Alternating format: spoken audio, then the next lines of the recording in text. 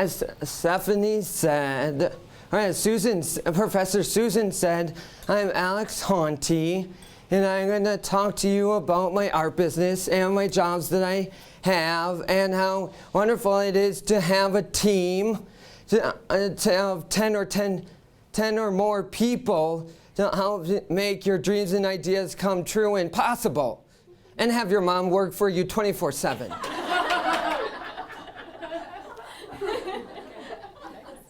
InspiringArtByAlex.com. About me. I'm Alex Haunty, and I loved the arts. When I was 9 years old, I met Kathy Ostrom at her former studio called The Art Room in Middleton, Wisconsin. I spent Saturdays there making pottery with Kathy and her family and having lots of fun. About me. When I started middle school, the art room closed, and I was sad, but I soon fell in love with playing the piano, singing Broadway musicals, and especially singing songs from Phantom of the Opera. In high school, my voice teacher, Wendy, thought that I could have a senior recital, and of course I wanted to, but then my mom didn't think that I could do one at the time until my voice teacher and I talked her into doing one. How about an art show? Kathy Ostrom came to my senior soiree and came up to my mom and said to her, I would like to do something like this with Alex, but with art. And I would like to do an art show with him. And my mom said, I don't know if Alex can paint, but he can have fun learning how to paint with you. Just don't say anything about having an art show to Alex. Painting with Kathy. In September, in the fall of 2011, Kathy invited me to her house every Thursday to paint. On the first day, Kathy had lots of flowers on her table, and I looked up some flowers by George O'Keeffe with her laptop, and I saw a flower that inspired me, and I painted my very first painting that I called Flowerworks and gave it to my mom. And that's my first floral painting. Next, getting inspired. The next week, we looked at paintings of Van Gogh. I felt like painting a boat on a beach, and I wanted to use some of the swirls that Van Gogh painted in his painting called Starry Night. So I did, and I called it Sailing on a Breeze. And not Sailing on a Breeze. Prairie Cafe. After I was done with painting a few pieces, Kathy took 3 paintings of mine to Prairie Cafe and asked them if I could have an art show there, and they said yes and booked me for the whole month of December in 2012, which gave me a year to paint and get ready. And that's another floral I did. And then that one and the 2 other ones I showed you were the 3 that Kathy Ostrom took to Prairie Cafe and asked them if I could be their featured artist there. Yeah. Alex Haunty's Their Arts Fund. In 2011, I received an award called ICU Award from the Zeman Corporation because of my involvement with Best Buddies. With the money that I got, I wanted to start a fund for people with disabilities and take them to the theater and at the Overture Center. This is exactly what I did. We had so much fun. Of course, I wanted to do this again, but how? Inspiring Art by Alex. I decided to sell my art that I was making for the Prairie Cafe art show to raise money to take people to Broadway shows, to the Broadway show Mary Poppins. I sold enough tickets to take 60 students from Best Buddies to the show. Prairie Cafe told me that I was their top seller of art in all of their years of having monthly art shows. The neat thing is that not only did I take my friends to the theater, but I learned that I could make art as a business as well. Inspiring Art by Alex was born. Owing to the Overture, I have taken a group of people with disabilities to a Broadway show at the Overture for 3 years in a row. Now, 3 years in a row now, and this year will be my 4th. First, I took Best Buddies from Middleton High School, and then I took students from the Cutting Edge program at Edgewood, where I am a student. And because of this, I started to make friends with people who work at the Overture. They found out that I was an artist, and I was able to show them my cards. Making these friendships at Overture led to a very exciting opportunity that I want to share with you next. Overture's 10th anniversary. First, in August 2013, the president of Overture, Mr. Dede, commissioned me to do a painting. Second, they gave me a theme and said that they wanted the painting to have something to do with their 10th anniversary and celebrating the Frouchies. But I did not know how it was going to be used.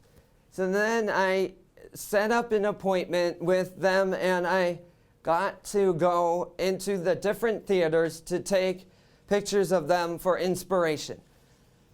Third, I picked out what picture I was going to use for a reference, and I chose Overture Hall. Then I started to brainstorm what could go into the middle of the painting, and this is what I came up with. In other words, take a bow. Ouchies and the private reception. So when I was done painting Overture Hall, I took it over to the Overture and showed it to them, and they decided it was going to be a gift directly to the Frouchies. Then I was invited to a private reception for the Frouchies on the weekend of the 10th anniversary celebration, and I gave a speech and presented my painting, Take a Bow. The Frouchies accepted my gift on behalf of the Overture, and Mr. Dede announced that Take a Bow would hang in the Overture's administrative offices. On top of that, they made my painting into a lapel pin as a thank you to donors and supporters, and it was handed out to everyone who attended the American Kaleidoscope performance that weekend, as well as all the performers. I felt blessed and honored to be a part of this special event, and thank you. And Mom, can you pass them around? And let people. That's one per row, and then you can look at it.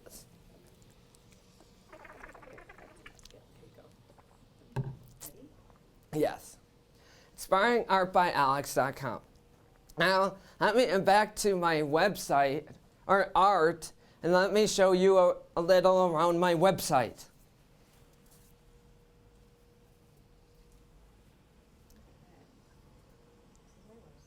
Yeah, this is my website, and this is what my website looks like, and I have different categories, or different things, and it's my story if you want to learn more about me.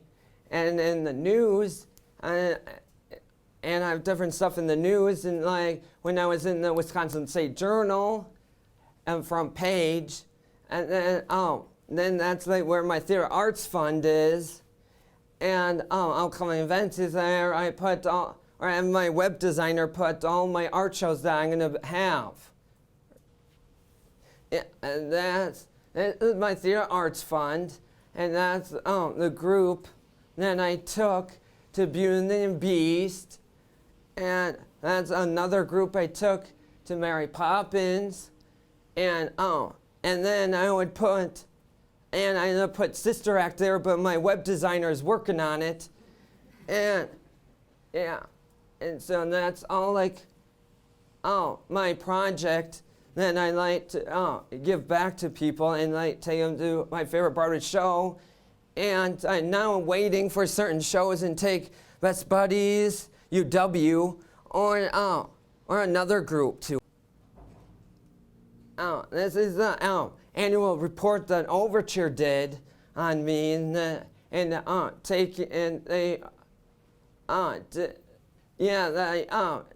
featured or attributed a number of students with disabilities that I've not seen Broadway shows at the Overture because of me, and that's the group I took to Sister Act, and that's the painting again I did for the anniversary, and that's me and Mr. Didi unveiling the painting and taking the cloth off, and then down there that's the Faucis that I gave the painting to, and I got a picture of the painting with them, my art. And this is my original artwork, and I like to use bright, whimsical colors, and I like to bless people and make them happy. And here's my 2 new art sets that are available to sale, and yes, and yes, and these are all my sets, and on the previous page I was on, and that's the original photos that I used to turn them into cards. No, I think that's it. All right. You can also like my page on Facebook. Yeah, this is my page on Facebook, and that's picture, and this is somewhere besides my website. This is where I have all my art shows that I'm going to be at, and me and my sister posts about my art shows and do it through my business page on Facebook. And that's like when I paid the tickets for Joseph that I'm taking Cutting Edge to, and some other people to in November. Alex Haunty's Theater and Arts Fund, Inc. Another exciting thing that has happened is that my family and I decided to create a nonprofit out of my theater fund. Originally, it was just a personal project that I raised money for to take students with disabilities to the theater by selling my art. But there have been other people interested in donating to my project, so we decided to make it a nonprofit called Alex Haunty's Theater and Arts Fund, Inc. Now other people can give to my project of taking people with disabilities to see my favorite Broadway shows too. Also, I would like to do other theater and art projects that integrate young adults with disabilities with other professional artists, actors, and singers to help us learn. For example, one of my dreams is to star as the Phantom from Phantom of the Opera, which is my favorite Broadway show. I want to give people with disabilities the chance to explore the creative arts like I have. Things I enjoy about my art business. First, I really get excited when I inspire and bless people with my art. Second, I really enjoy being famous more than my dad, and this keeps me motivated and keeps me painting. Third, I like having my team behind me because they help me make my dreams and ideas come true, which I couldn't do without them. Another thing that I like about my business is the networking and mingling with people at my art shows. I love meeting new people and doing public speaking like right now. And here's some of my new paintings again. And I've named, here's some of my new paintings. And another motivation is, then I like to paint flowers for people, for my friends that are girls, and then I like, and I like to name them, the painting after them, and then that one Rose for Hattie, and then that one for like chrysanthemums for Connor. Artworking and Edgewood. Now making art is my business, and I work with Artworking, who supports me behind the scenes. I am also a part-time cutting-edge student studying art at Edgewood College and taking more classes in drawing and painting. I hope to be able to learn more about theater as well. LOV-Dane. When I was in the transition program at Middleton, I went to some of LOV-Dane's workshops and made a resume that was about me and my jobs so that I could show an employer someday.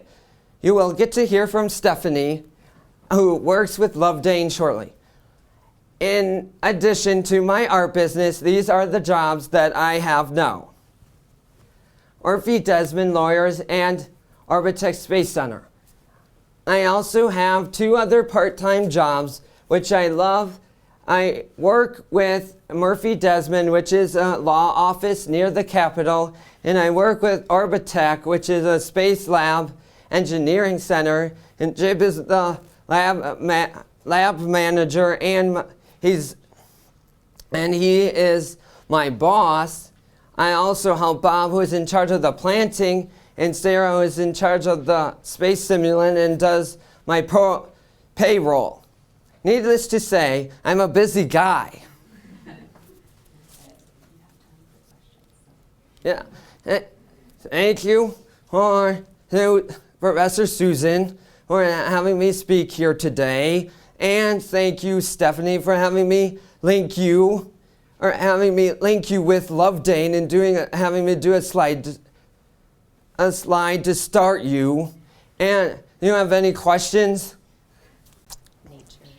Yeah, sometimes when I do or paint on canvas and do a new painting or whatever, usually like flowers and like people and like nature inspire me, and then like I said, then I usually like to do a specific painting for someone and like name it after them, and then I like make it into a card, and I would like to give them the original too. You like to Yes. make the title rhyme. Yes, and I like to make the title rhyme too, sometimes. So, yeah. Thank you. Why Phantom of the Opera? Why is Phantom of the Why is that your favorite? Because,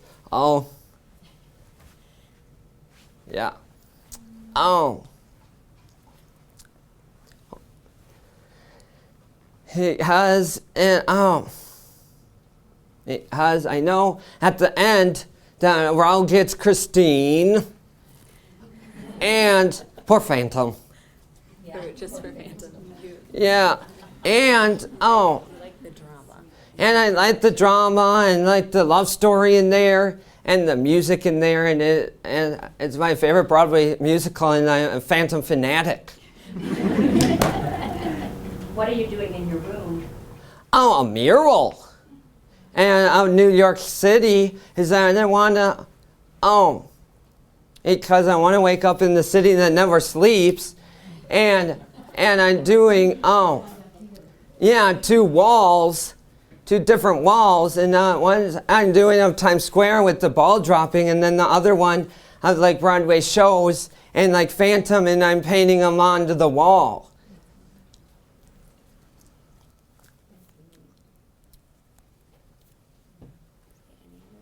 He's a pet. Any other questions? Do you have any pets? Yes. What pet do you have? Hershey, my dog. What kind of a dog is he? Cavalier King Charles Spaniel. You brought somebody Yes. today. Somebody else, didn't you? Oh my God. From. Yeah, you know, my best buddy from UW Best Buddies. What is your name? And Gabby. Gabby Babby. No. Take a couple more questions if you have any. I'm going to take a couple more questions if you have any. Yes. How old are you? 22. How proud are you of your work and your accomplishments? I'd say very proud. And yeah, I would say very proud. And sometimes I like to do, when I'm at home and at my home with my dad and at my art shows with my dad, then I like, and then I like to rub it into him and say I'm more famous, and I like to rub it in. But I did, yeah. It's our joke, but I use it when it's like the appropriate time and not at the Overture when their 10th anniversary. Do people always think that you could do something like this? No. What did they think about you? Oh, no. Don't even get me started. When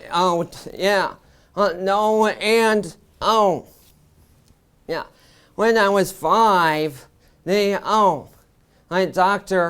doctor was saying that, then I wouldn't be able to do all these things that I just shared with you, and it wouldn't be able to walk or talk, and then what they were saying that they had to my parents that they had to be able or be used to me having a disability and not being able to do what other people can do, and then my parents and my doctor that was on their side was didn't agree with that, I didn't agree with that because now I'm doing all these things, and I gave a commencement speech in Middleton for my graduation speech for like my Commencement, yeah. for like high school, and if the doctor was here and still alive and I know where he was, I would tell him, I would like prove him wrong and show him all the things I could do. Excellent. Cool. Maybe think again. Think out. Thank you. If you want to ask Stephanie to come up, or thank you for listening. I'd like to invite Stephanie. Yeah, thank you for listening to me, and I would like to invite Stephanie up here. Thank you, Alex.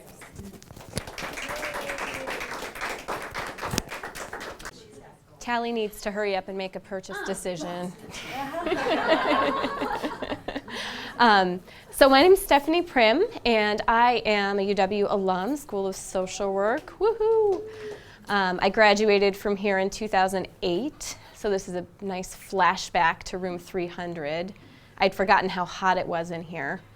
I see they still, oh, Don, hi, Don. Hello. Yay. All of the faces that I recognize, and my intern Rachel is here today. I didn't make her come, I swear. I think Susan might have. Yeah. So I, like Alex, would be happy to answer questions throughout the presentation. You can ask me anything except for how old I am. That's a no-go for me. But so I'm a community organizer, which is an interesting connection to social work, something that I'm guessing a lot of you have heard a little bit about, but maybe not a lot. So I'm going to kind of focus on talking about LOV-Dane, the organization, and also how the community organizing practices fit into the work that we do. So what we do is mobilize individuals with disabilities and their families to create the good life, which can mean anything, right? Because we all have a different idea of the good life. But I'm thinking, like Alex, I have a friend not Alex, but I have another friend who is an artist. And having a friend who is an artist is one of the greatest things in the world, because their skills and talents are really fun to be able to utilize, right, and share with their friends in the way that Alex has done. And like a lot of artists, right, Alex has had to work at other jobs in order to keep up with being able to afford to do all the art that you do. Yes. So that's one of those interesting things about Alex that I find. So we use the community organizing tools of something called asset-based community development. And I know Susan talks about this in her field seminar. Do folks from other classes have familiarity with asset-based community development? Okay, good. All right, so you'll already have kind of some foundation on where I'm going to go with this. So this is the LOV-Dane mission statement. We are a grassroots organization. Who knows what grassroots means? Anybody? No? All right, I'll get more on that in a minute. But we are not, like you maybe could tell from Alex's presentation, we are not a traditional service agency. We don't provide services, although many individuals and their families, like Alex, have benefited in some way from their connection to LOV-Dane. So there's a huge number of different ways that people access LOV-Dane and that we touch their lives. And Alex is a great example of someone who got a really concentrated good thing and spent a lot of time with LOV-Dane for a concrete amount of time, and still continues, I think, to do some of the social stuff that there is in LOV-Dane. But our values and principles are all about community inclusion for people with disabilities, living their fullest potential, like Alex is trying to do, and having that good life. We have this vision statement, and I've got a couple of pictures up here. So the good life usually combines these four things: living independently as possible, being able to contribute to their community of choice, whether it's the art community or the tech community, like my brother, having productive employment, again, that might or might not be the same as your community contribution, and then having relationships in your life that are not paid. So people in your life who are there because they think you're fantastic, which we all need. That's kind of a human thing. So I have these two folks up here that I'm going to talk a little bit about just as an example. On the left, you'll see Casey. And Casey is a young man in his 30s. And after he left high school, he has a job, and he works quite a bit. He works almost full time, but he didn't have much of a social life, and he kind of just hung out at home with his mom and his stepdad. He started to get more connected to LOV-Dane, and his view of what the good life might mean started to alter. And so one of the things that Casey discovered about himself just in the last year is that he is both a natural and a gifted and a joyful hip-hop dancer. And so Casey got to have one experience with a group from LOV-Dane of trying out hip-hop with a teacher that came in from a community center to teach our group hip-hop. So in a segregated setting, he got to try hip-hop with other people he was comfortable with and had gotten to know. As a result of that, he connected with this instructor with some support from LOV-Dane to then go to the studio where the instructor works and do hip-hop as a part of a class with the studio. And they do every summer they do some sort of annual performance thing I think at Overture, and they all get up on the stage and dance some kind of hip-hop dance, and I have no idea. So that's Casey. Try and picture that. On the other side is Natasha. And unlike Casey, Natasha has had a very clear idea for as long as I've known her, which at this point is about 6 years, I want to say. As long as I've known her, she has wanted her own cat, she's wanted to work in a vet's office, and she's wanted her own place to live with her partner and to get married to her partner. And so just in the last year and a half, she's gotten all of those things. So like Alex, she did the employment workshops with LOV-Dane, where she really figured out what kind of employment outcomes would be best for her. And our bridge builder, who I can talk about in just a second, developed a job for her at a vet hospital, and she and her family and her partner's family supported them to go through a wedding ceremony, which a lot of LOV-Dane folks got to go to and attend, which was great. And this year, they bought a condo together, I think with some support through moving out, so that now they don't have to, previously they'd been in an apartment and they were worried about getting kicked out all the time. And then just in the last couple of months, she was able to adopt a kitten, which has been something she's been talking about as long as I've known her. So the good life, it can change over time, or you can have a really clear vision like Natasha and just not stop until you're there. Yeah.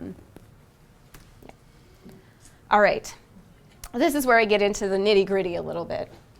Does anybody know what the Mustard Museum is, or National Mustard Day? Yep. Yeah. Now Nina's there. Yeah. Alex helped us out at Mustard Day this year. So LOV-Dane partnered with the Middleton Mustard Museum, National Mustard Museum, what do they call themselves? National Mustard Museum, to coordinate volunteer support for their National Mustard Day, which meant we had to turn out 90 volunteers on a Saturday in August out of LOV-Dane's membership. And in fact, it wasn't that hard. We had people clamoring, like Alex. Alex, did you get the mascot costume on? Is that right? No. No? It was too hot. Oh, I know. They have a mustard mascot suit. It is like an oven in there. I don't know why anyone would wear it. I remember it was too hot of day. And That's then, right. And then even Sadler was hot in there. Sadler got pretty hot in there too. Yeah, so then after him, they just decided to put it away. Yeah, that's right. Because it was a hot day. It was a hot day. One of the great things about this fundraiser is the Mustard Museum has been doing this for many years, but this year they were able to fundraise more than they ever had before, and they credited us and our reliable volunteer crew for making that happen. So LOV-Dane's approach about this is a community organizing thing on the sides here, this drawing. So a lot of you are familiar, because you're in the School of Social Work, with a traditional service model and how that might approach the issue of someone having a disability. So deciding what disability that is based on what deficits that person has, remediate, as in fix, whatever that thing is that's broken, and that creates that disempowers the individual with disabilities, and it puts them in relying on a service. Now, in a lot of cases, that's a really helpful thing, right? There are a lot of services in the world that are necessary. The bus system, I don't want to be community organized to put together the bus system. I would like someone to take care of that for me. But the LOV-Dane approach to people with disabilities is to bring people together to ask them what it is that are issues that are important to them, offer an opportunity for them to connect with other families who are dealing with similar issues, supporting them to act together to improve those issues, which gives them a sense of ownership. So the employment workshop that Alex was part of was actually created by the efforts of families. They worked with a facilitator and were able to put together a booklet that was a workbook that people went through. And one of the great things is that the county who supports us, they paid the money that the facilitator needed to be able to come in and do that with us. So it was a nice pairing of both of those things. So if you ever hear top down, bottom up, is that something that goes in your, yeah, that's kind of what that is, at least from our perspective, what that means. So in LOV-Dane, we work on balancing system and community resources to best have people have the good life. And so I'll give you another example of what that could mean. This is Ben in the picture there, in the foreground, in the gray shirt. And he is trying out rock climbing for the very first time in this photo. Ben has only the use of one arm. So traditionally, rock climbing would not be the kind of thing that he would imagine he could do, or that his family could imagine he could do. But Ben was determined not to take no for an answer about rock climbing. And with support from his family and from LOV-Dane, We partnered with Boulder's Rock Climbing Gym, where there happened to be quite a few OT students who work and volunteer, who are really interested in this idea of adaptive rock climbing. And so using their toolbox, which does include some of those top-down strategies about figuring out, okay, so someone doesn't have the use of an arm, we can't community organize their arm to work, so in fact we're gonna come up with some adaptations and modifications to actually support him to do this rock climbing, but to do it in a way that is safe and comfortable for him. So that's another example of how we use the system resources in LOV-Dane to help people figure out that good life. One more little LOV-Dane blurb. So a lot of people, when they first hear about LOV-Dane, think of it as kind of a support group for families, which it absolutely is a place where families find support. But the way that we often talk about ourselves is that we are a group that is supportive of families. And so, yes, you can come and feel like you're at a support group in all of the good ways that might feel, but also connecting, which is kind of one component of what a support group does, connecting people to each other around a similar issue. That's not where LOV-Dane stops. That connection leads to people figuring out shared issues, shared challenges, which leads them to this idea that they have something to offer, right? That they know something or can do something, which then leads them to realize that they in fact could create something within the container of LOV-Dane that they didn't know that was possible. So we have a bunch of examples of that. I'll just talk about a couple. So on top there you'll see Bruce and his daughter Valeria. This is from our winter gathering last year. We did a talent show. And this talent show was the idea of someone who had just recently joined LOV-Dane. They had gotten to know a little bit about us and figured out really quickly that the best way to be in LOV-Dane was to offer something. And so they tried a social group, they tried this, and then they were like, aha, a talent show. We'd been doing our winter gathering for 6 years already and had not had a talent show. But let me tell you, that talent show made all the difference to the winter gathering. It made it a party in a totally new and fun way. And we had 9 people who got to engage their talents in a way that we didn't even know they necessarily had. So Bruce and his daughter, they did a duet. We had another father-daughter duet.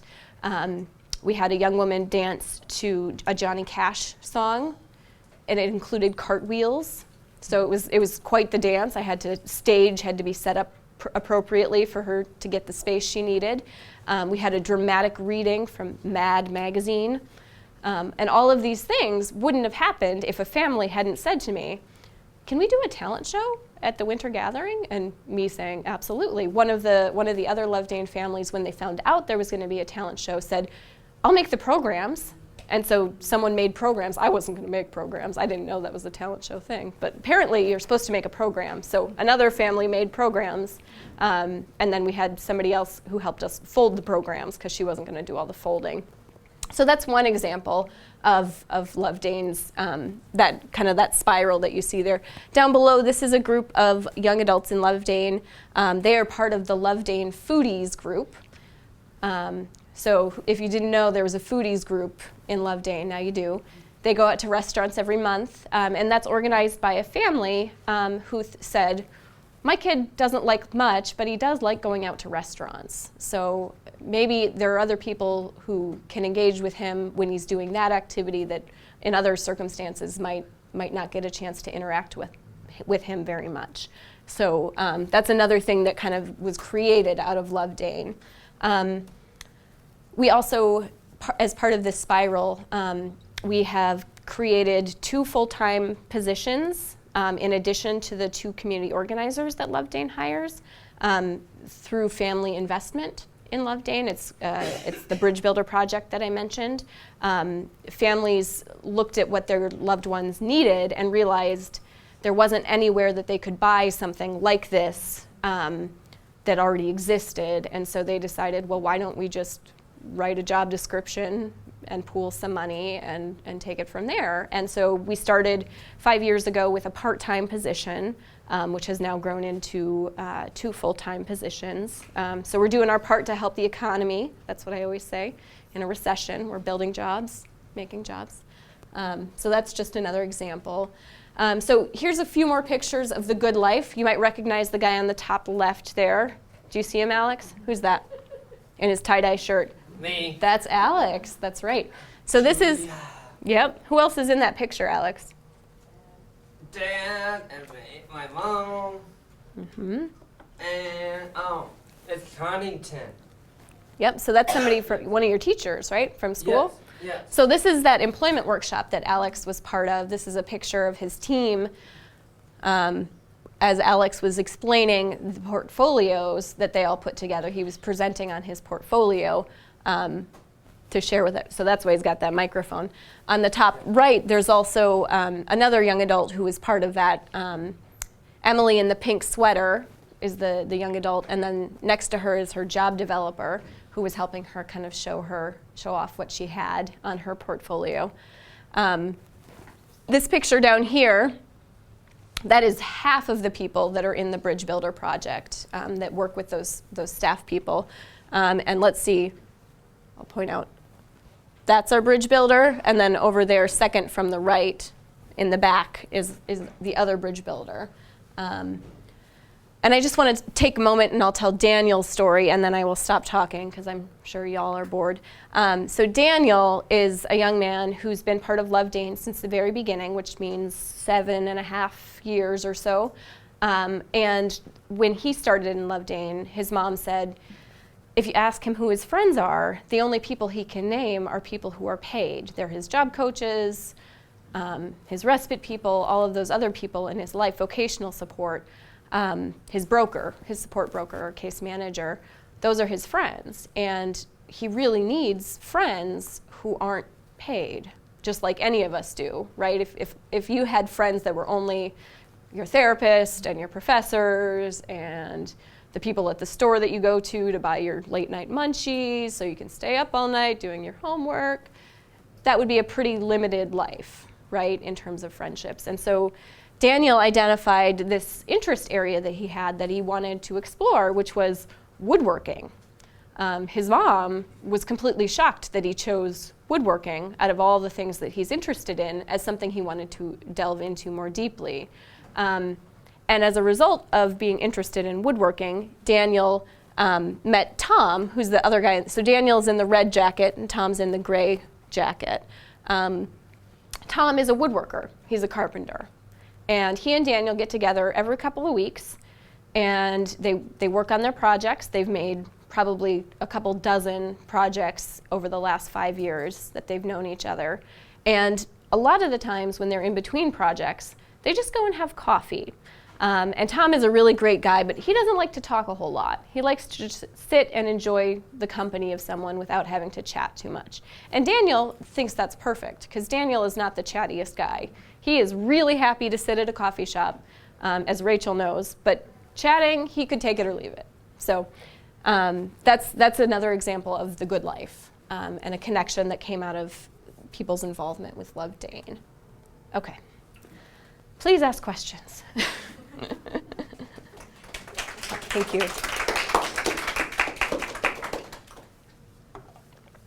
Yes. So I'm kind of wondering about, just from the pictures, it looked as if the community that's being reached is predominantly white. Mm-hmm. So I'm wondering, like, is this community, is it of one socioeconomic status? Is it just white families? I'm kind of wondering, what does your demographic look like? Sure. That's a great question, and thank you for bringing that up. We are predominantly an organization that is accessible because of the time commitment and other barriers. We are an organization that's primarily accessible to people of middle class status. That's not a choice that we've made, but one of the community organizing principles that we've always operated on is whoever is in the room is the right people, and you just have to go. Because we could still be trying to figure out how to access those communities and not have anything to offer any organization to go with. We do have this year a more intensive focus on how we might bridge into those other communities that we're not reaching. And we know it takes a different approach than the one we've got. So, yeah, thank you. You had the same question. Yep. Yep. Yeah. Other questions? Yeah, how do people initially get involved with LOV-Dane? It's a great question. So, in the very beginning, we were kind of cold calling families that were on the county's waiting list. The county gave us the list and said, "Here you go. Try to help these families." And so we did a lot of cold calling of people who didn't know who we were and didn't know what we could offer. We had nothing to offer them other than a conversation. Since then, the organization has become known in that community to the degree that when I ask somebody now who contacts me and says, "I want to join LOV-Dane," and I say, "Oh, how did you hear about us?" And they're like, "Oh, well, you know, my doctor and at Special Olympics and everywhere they are." So I say, LOV-Dane, we're kind of in the water. But we do a lot of outreach to families that are going through transition out of high school because we know that's a time when people life changes pretty drastically between being in school and being graduated. And so helping families get through that transition, but then also figuring out how to make life good once you don't have to deal with all the IEPs and the stuff that you do with school.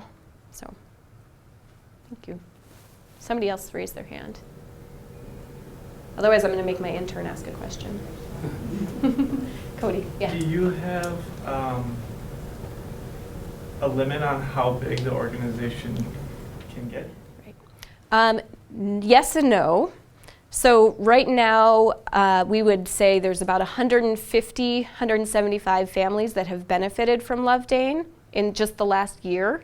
If you look at our whole history, that number approaches several hundred. But with only 2 community organizers, our capacity is limited in the terms of how many families can we get to meet with. Often when people first join, I sit down one-on-one and have a cup of coffee with them, and then try to fold them into something else that exists in LOV-Dane so that they have a place where they can spend time. We've gone through, in the last 2 years, a real growth spurt where we've more than doubled in size. We've kind of tripled, probably-ish, and which is great, but a lot of those folks, we track kind of their connection to the organization, and they have kind of what we would call a participatory connection. So they attend social events, they maybe have come to a few learning events, but they're not more deeply engaged. They're not offering their gifts, they're not doing anything quite like that for the organization. And so starting in January, we're going to be looking at how we can refocus and take people deeper or activate more people's gifts. One way that we do that currently is when we have an event, like we have these learning events for families, we put out in the invitation, if anybody wants to bring some snacks to share, let us know. And this last event that we had a few weeks ago, we had 5 or 6 people show up with huge amounts of snacks because that was something they could do, and they felt so good to be able to do it. And those aren't necessarily the leaders of LOV-Dane, those are just families who have been around and know how valuable it's been for them. So, Don, yeah. Would you speak a little bit about bridge building as a potential social work career opportunity? Sure, absolutely. Yeah, so the bridge builder position, I guess I didn't go into that a whole lot. It is a job that approaches individuals with disabilities holistically. So you work with the individual and their family, you look at their whole life, and work with the family, really, and the individual to set specific goals. And those goals can be pretty broad. So Daniel, for example, wanting to find friends who are not paid and activities he could do with them. That was a bridge builder goal. For other folks, it's about finding and getting that dream job, like Natasha. My brother, who has Asperger's, his goal with the bridge builder has always been to connect into the technology community here in Madison. But other people have goals like maintaining their house and keeping it clean, or all of the, and then along with whatever goal someone has, there's a lot of, as the Haunties know, I'm sure, there's a lot of logistics that go into Alex having an art business or somebody being employed that the bridge builder can also then help with. I think that covers it. Did I get it? All right. It's an opportunity we don't. Yeah, we yeah. don't talk about. Yep, and it's got benefits and paid time off and 40 hours a week. It's a great gig. I just want another comment, is that the model of LOV-Dane is, in Canada and the United States, is quite a wonderful, unique model. And I think a lot of credit goes to the creativity of you and parents and everybody, because it's something that's worth spending time looking at the model and how the history and how it developed, where it's going. The question about size. Yeah. It's just Could go anywhere from here. Yeah. it's Yeah. amazing what Yeah. contributions. Yeah. Well, it's an interesting balance of being Amanda and I as community organizers almost leading from behind, right? So we run around and talk to families individually and figure out what matters. And then we do this magic thing that no one else can see, but it's really a lot of work where we put them all together and make it all happen and then support them to create whatever creates out of that. So I'm right now literally in the midst of working with a group of families to form a new approach to both their loved ones moving out of mom and dad's house, but also a new approach to how those services in long-term support are provided for people to live independently, rather than just the model that we have currently, which is a good model. It's a great model, but it's not one that works for all of these younger families. So. Can you explain funding sources and how you see that going out in the near future with the amount of people increasing in Dane County? Sure. Yeah. So currently, the two community organizer staff are funded. We are employed by the Weissman Center, but we are funded by Dane County Human Services. There's a specific office of the Weissman Center, the Community Outreach Office, that is people funded by Dane County. The two bridge builders that we have on staff are funded through the individual family contributions, some of which is private pay and some of which is county funding as well. So if you look at our whole mishmash of numbers, it's kind of from all over the place, but it's still not very diverse in terms of funding. We have worked on, we keep telling the county that we need another organizer, and we keep hoping that someday they'll hear it and we'll be able to sell them on it. But for the time being, we just make do and run our butts off. So, yes. Other questions? Do I have to cut? Can I have a comment? Please, Mary. Well, I was just thinking about how much LOV-Dane has helped us and our family. One of the things I just will say about how you get accessible to it is a lot of encouragement, either from your teacher in transition or other parents that are going through transition and start recognizing you're struggling and pull you in, which is why I think it's grassroots of how that's going to move into integration in communities, because it's about our developing relationships and how you, and it's also about that time period in people's lives when they all of a sudden need it. Yeah. I want to say that Alex did that portfolio class, and that's really why he has his business, because we were doing the art show, la-di-da-di-da, you know, planning on raising money to go to Mary Poppins. That really was all we were doing. Then we were in it, he was getting Murphy Desmond and he was getting Overtech as his jobs with his transition people, and we were pulled into the pilot program, and all of a sudden we learned something we didn't know, that after about 2 years, people often lose their jobs and then they're home. And they don't know how to get reentry, they don't know how to find another job, and very much stay at home. And they said one of the new ideas was starting your own business. So I was like, oh, I wonder if this is a business, you know? And now we're recognizing that having your own business, in addition to having jobs, is just a really healthy opportunity, because it keeps you from having a place where all of a sudden you lose your opportunity to have a life because you lose a job. And so I just want to say that I didn't have that idea at all. I had no understanding of that until we did LOV-Dane. And then that's why we accelerated that process into moving into a business. So I just want to say how helpful that was. And I think that LOV-Dane's going to be like the bridge builder type of decisions that people roles. I think that's going to happen more because Alex is one of the first kids that are coming out as an integrated student from all the way back in kindergarten. He wasn't fully integrated in all the classes, but he was in the system. So when he's graduating now, you're just beginning to have young adults that are like wanting to be like everybody else, wanting to have an apartment, wanting to move into this and that. And that's where that bridge builder job is going to be like essential because everything is going to be less centralized. It's going to be all, spread out in the community, and you need to have a variety of different people. Our team is so big. I mean, we count on our best buddies, our past best buddies, we do employ sometimes a best buddy, or we, not a best buddy for being a best buddy, but for helping in a different area, or we might, we have a lot of needs to be able to do all these things. But it is exciting, and it's the whole system is changing. And so the opportunities of how to make this work is going to be excellent as we grow. And it's just going to be interesting to see how it looks.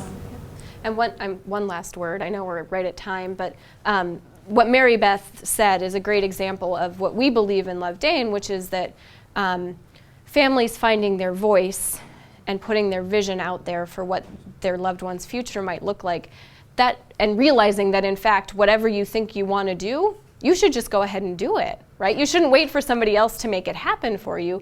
And that's one of the reasons that, I don't think that the service system, there's anything wrong with it in terms of providing the needed supports that people need. But that idea that in fact, you don't have to wait for somebody else to provide this for you is really powerful for families, especially when they've been told all of their child's lives, you need to listen to this expert and that expert and do what they say. So that's families hearing from other families about experiences they've had. People say all the time, people who aren't magicians say to me, it's just magic. It's just magic. So, thank you.